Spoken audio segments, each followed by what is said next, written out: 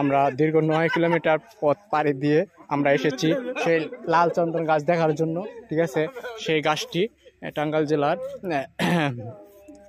মধুপুর এলাকায় সেই গাছটি আপনারা দেখেন, এই দেখতে পাচ্ছেন সেই লাল চন্দন গাছটি। এই দেখেন, এই যে দেখেন আমাদের এক ভাই সে লাল চন্দন গাছটি দেখবো। এখন সে বড় ভাই অনেক দূরে থেকে এসেছে, সে বড় ভাইয়ের সাথে একটু কথা বলি। আমরা কুড়িগ্রাম জেলা থেকে আসছি লালচন্দন গাছ দেখার জন্য। 3 ঘন্টা ঘোরার পরে আমরা লালচন্দন গাছের স্থানে পৌঁছেছি। সারা বাংলাদেশে কোথাও লালচন্দন গাছটা নেই। আমাদের টাঙ্গাইল মধুপুর জেলাতে লালচন্দন গাছ অবস্থিত, সেখানে আমরা দেখে অনেক হ্যাপি। আমরা ঘোরার সাধনা শেষ, আমরা এখন চলে যাব। আচ্ছা ভাই, আপনাকে ধন্যবাদ অনেক। ভাই আপনি এদিকে আসেন। ভাই আপনার এই যে লাল চন্দন গাছ, ঠিক আছে, বাংলাদেশে কোথাও নেই।